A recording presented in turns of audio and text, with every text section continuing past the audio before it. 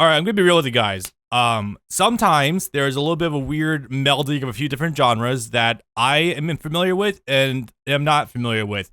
So what we have today is a little bit of a weird ditty from Nitro that is fighting games and visual novels. And I'm not talking about like 1 or 2, 3 visual novels. I'm talking to the effect of, I want to say 30. So we definitely have our work cut out for this one, but well, I guess the guys over at Nitroplus, one of the, I think, biggest publishers of visual novels out there, decided to have themselves a little bit of a Marvel crossover kind of event. So here we are. I guess we got to talk about 30 different visual novels. Some we are familiar with, a lot, and I guarantee you a lot we are not familiar with. So I guess it is what it is. So, hi boys, what's up? Bob here with the new Let's Play. Haven't actually done solo recordings in a while. If you're watching us on YouTube, this does not matter to you. But for Twitch, I haven't done a solo recording since freaking February, and it's currently June, so yeah, better late than never. So what I have before you today is Nitroplus Blasterz Heroines Infinite Duel. I will never refer to it by its full name ever again. I will literally only say Nitro Blasterz because this name is cursed and way too long. Also, there is no actual sound on the PC version. One thing I want to get out of the way right now is the fact that this game does not have, for the PC version, it doesn't have the intros, either of them, from the arcade or that is on the console release. I don't know why. It just kind of keeps cycling between the 3 publishers and developers as you see before you. It's kind of a little bit weird. So, a little bit of history before we go into this. I guess we'll get Sonic on the screen just so we can keep break up the sounds of the void, shall we? So, this is a little bit of an odd one. So, this released in Japan on arcade on April 30th, 2015, and on PS3, PS4, and Steam on February 2nd, 2016. Yeah, long turnaround time, but I guess they were probably trying to squeeze in the extra content with some very vapid stuff. We'll get to that. Funny enough, it actually took an additional 2 months in PAL territories for it to actually get a release, funny enough. And this game was stuck in development hell. I learned this from browsing the Mizumi wiki, I want to say off the top of my head. So they apparently originally started developing in 2009 before being outsourced to Examu, who is a well-known fighting game developer who you might know, probably not, but you might, there's a chance. They developed Arcana Heart, which leads us to one of the funnier inclusions of this game. So, there's a couple of things to go about with this game. We have a lot of shit to cover. I hope I'm deep enough into the video by now I can swear. Probably. Also, let me turn my volume a little bit for this game. I can barely hear it at the moment. Okay, cool. I just want to make sure. For the record, the audio balancing is not just like kind of rough out of the gate, but kind of weird. So I had to actually lower the music a little bit. I think I can raise it a little bit now. Thereabouts. Yeah, there is music in here, but I'm not gonna be able to hear it very well. The default 50-50 mix is kind of strange. I'm not sure how to exactly describe it. So, this is a very wild game. Wikipedia has the following quote. The game crosses over heroines from various visual novels and games released by Nitroplus, as well as those from manga and anime series that Nitro writers have been involved with. So, as a result, Nitroplus as a publisher has their teeth in a lot of different, or I guess their fingers in a lot of different pies, I think is the correct term. Such that we are in, I would say we're in over our heads, but I honestly think that's probably more on the developers right now more than anything else. So, who do we have here? Well, let's just get this out of the way right now. You're not gonna know a lot of these names, most likely. If you're a follower of my audience, you're probably more into like, you know, Show and Jump, or maybe like Fate, or maybe, I don't know, some more stuff like Attack on Titan, modern Shonen Jump stuff, that kind of thing. There's none of that. A lot of these manga, they're not even manga. Some do.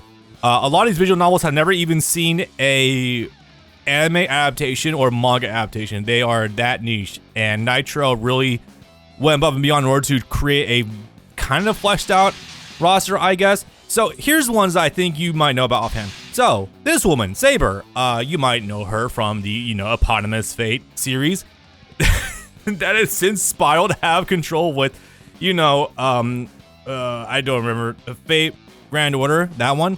Yeah, that one's a little bit prominent. Senran Kagura, we got Homura from there. A little bit of an odd inclusion, but I imagine someone working that. Arcana from Arcana Heart, sorry, that was backwards. Heart from Arcana Heart, so I'm not too familiar with that one. And also, this thick woman here from Super Sonico named Sonico. Yeah, go figure. So, there's a couple others I'm familiar with. We got some stuff from Psychopaths, Guilty Crown, Expelled from Paradise, and Full Metal Daemon Muramasa. Yes, we have the saucy Dark Elf here. Awesome. Special shoutouts especially to my friend Nigel on Discord. He's been helping out a lot with information gathering for this game, and has very kindly pointed this out. Almost every one of these playable characters originates from an eroge, as in porn. Basically, there is sex in a lot of these visual novels, like, you know, Fate. You probably know about the mana transferring. This has weird stuff. Yes, despite the character. Yes, it really happens. I believe. I believe there's stuff from there. I think there's stuff from there. There's definitely stuff from there. I just saw it. Ethica, I think there's some from there. Yes, there is. Definitely stuff from there. There is stuff from there, sadly. And I think there's stuff from there too. Yeah, so there's a lot of NSFW content going around in a lot of these. I'll go more into detail about this later, but it makes it a little difficult to recommend a lot of these things. I'll share as we go through arcade mode runs with each character what I know about each of the individual series, but I make no guarantee about that. Plus, you know, there's a lot of bad tags with these. I'll get into details about that later. So, but without further ado, let's go ahead and just start illustrating some stuff here. I don't have, oh no, I do have the costumes, right? I was like, where's the secondary costume for her? Oh yeah, no, right, it's not with us right now. So, luckily, we do have some references that make things a little more familiar. Yeah, I'll just play as, not Mordred. No, I'll do as best Saber, Nero. Yeah, sure, absolutely. Now, I'll go a little bit more into details about the characters on the screen a little bit later, but for right now, you just need to know that almost every single one of these is from a different visual novel. That is also a reference to stuff from this. The rabbit hole is going to go deep, guys. That's what I'm trying to really convey to you with this one right now. So, gameplay for this game. Now, because I have to let's play this game, yeah, I say it's like it's a bad thing, really. Sometimes it can be. This game is very interesting because it's a fighting game, obviously, but it's got like a really weird, lower than average learning curve, I think. Like, this has been a lot easier to pick up and play than like Gundam Wing on a Super Nintendo or JoJo's Bizarre Adventure Heritage for the Future, that kind of stuff. This is a little bit more of a modern fighting game, but that being said, I'm still going to have to show you guys like some basic stuff for how the game plays, just so you know what you're getting yourself into. Hi, Alex. So, first of all, I'm going to say this is a fairly rock-solid fighting game. If you're not familiar with Nitro Blasterz, it's actually a pretty... First of all, I recommend this YouTuber, Cygames? Yeah, it was Cygames. I want to make sure I wasn't confused with someone else. His series, Will It Kill? It's a little series of fighting games where you have to make bets on if a combo is being done to a character, it will actually result in a kill, and it's a very funny 50-50 guess sometimes. This has appeared there more than once, and for some very goofy reasons. There's some very fun combos that can be done in this game. Oh, before we begin, I would like to show you guys something really fast. First of all, hi, yes, it's me. I look rough today, but I would like to more than that show you guys. Ignore the Bloodborne webcam. I mean muscle shirt. This guy, I am in fact playing this with a hitbox. It makes playing this game incredibly easy. If you're wondering why, it's because I'm trying to avoid arthritis in my hands. Go figure. And also, I got this to play Devil Jin in Tekken, but it's not panned out, but it's been really good on my wrists regardless. I do recommend a hitbox if you don't have one already. If you're trying to pick up a fighting game, really easy to learn, really nice to use. Will save you some joint pain in the long run. So, let's go back to the game. Away from my very hairy chest right now. Alright, let's start from the top. So, combo structure is a very ABCD revolver kind of system, in essence. In essence, you can do like, this. So, I'm highlighting Saber first and foremost, just as the illustrator for this, because she's a very clear-cut character that you can look at each move and be like, yep, that's a light, that looks like a medium, that looks like a heavy, and this looks like a dust move from Guilty Gear, especially this. So, the combo structure is not that hard, but there are some different flowcharts each character can have. Like, some characters, like Saber here, can do 5L, 2L. I'm going to get the numerology wrong often. I apologize about that in advance. I'm going to go probably just light, medium, heavy, and then dust. That's terminology I'm going to be using. It's not correct, but details enough. So, she can do this. 5L, 2L, 5M, 2M, 5H. Not every character can do this, though. Sometimes some characters can Gatling their 2Ls, some can't. Sometimes they can do 2Ls to 5L. Oh yeah, I guess also just to get this out of the way, if you're confused about the numbers I'm using, you know, 5L, 2L, I would like to remind you that this is bit common terminology for like fighting games. It's just look at your keyboard and look at your number pad. That's basically it. 2 is down, 6 is forward, 4 is back, 8 is up. And that's literally the numerology that often gets used here. So, where was I going with this? By the way, yes, I'd like to highlight right now that originally I was going to let's play this with Brandon, but because of how deep our backlog is currently getting, as well as this game can be very complex, the final boss is bullshit, and how stupid the final story is, I was like, and also I don't have anything solo myself lined up for a while. I'm like, yeah, I'll just do this myself. Screw it. So, where was I? Also, yes, this first video for YouTube, there's not going to be any story being tackled. I'm strictly going to show you how to play the game because obviously I'm not going to leave you out to dry. I want to show you guys a little bit about how this game actually plays. So, if you're trying to learn this game straight up, I would recommend just doing like ABC special move. Set up for Oki, rinse and repeat. Take it from me when I say that you don't, every time you learn a fighting game, you don't want to just jump into the deep end with like, all right, I'm going to learn killer death combos. I'm going to touch a death everyone. No. Start small, work on your confirms, and then extend from there. Like this should work. It almost did. Close enough. Oh, you know what? No. This should work. Close enough. So that works. Basic mix-ups in this game are also one thing I should mention, button buffering is kind of lenient, such that you don't have to be very exact with your, if you know what buffering is, cool. If you don't, look it up. I'm not going to explain it right now. It's fairly lenient in this game. You don't, it's not very hard to get the correct, directions out for your special moves. DPs can be a little bit, finicky sometimes, but not too bad. So, basic mix-ups. It's a standard Street Fighter game or Guilty Gear game. You know what that entails. Lows beat, high guards, overheads beat crouch guards, throws beat all, but they can be interrupted by jabs or just jumping, and so on and so forth. That's pretty much it. There's also this, which I believe is a guard crush, I want to say. I haven't actually looked into that in a while, but I believe held 5D is either plus on block or a full guard crush. I'll have to look into that later.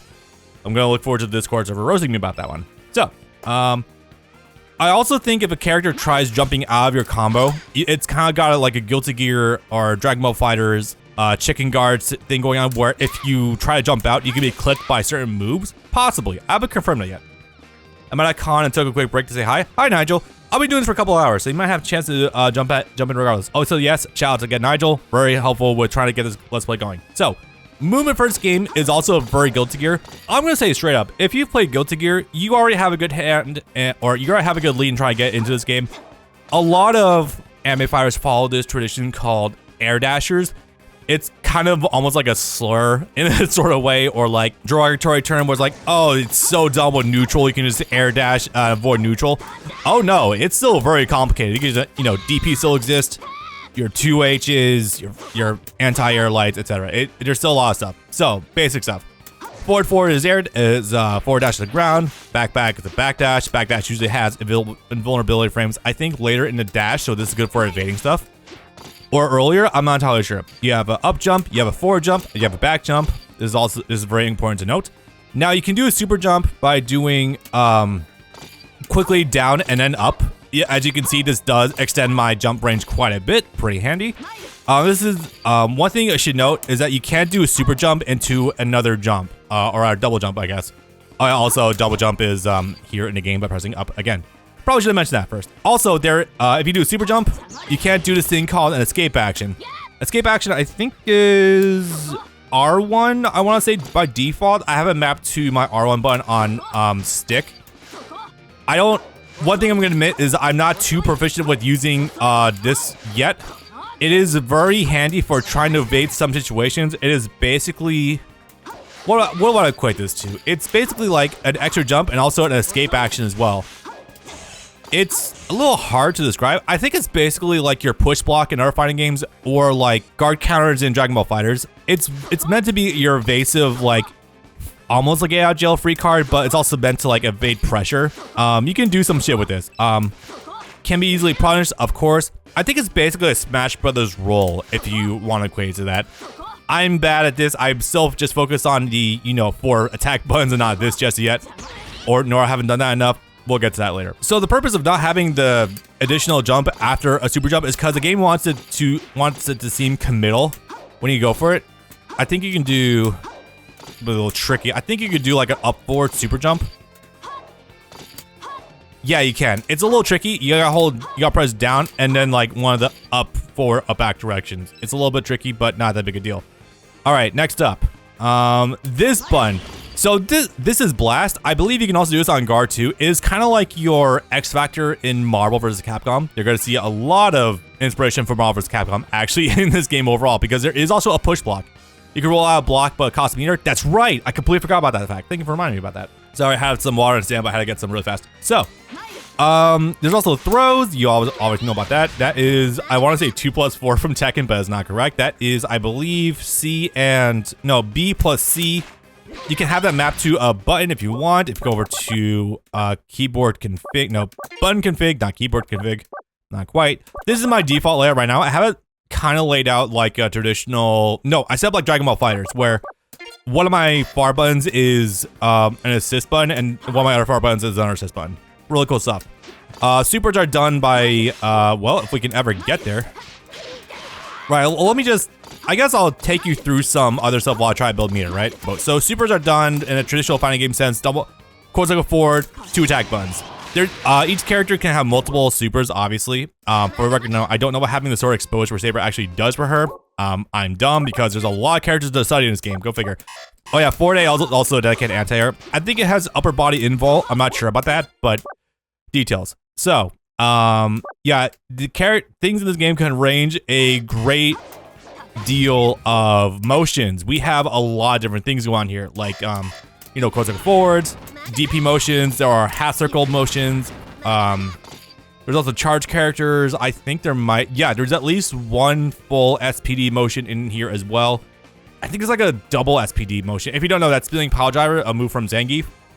That's literally a full circle motion and then doing the move. It's insane and near impossible on a hitbox. So I'm not gonna do it. All right, anyway, special moves can also be done in the air. Keep this in mind. Now, as we go through the game, I'm going to try to highlight strengths for each character to give you a leg up with how to use them. Because obviously I don't want to just toss you in with the wolves and be like, hey, yeah, this is the let's play of Nitro Blasterz. I'm just gonna show you some super basic stuff. You'll find out the rest though.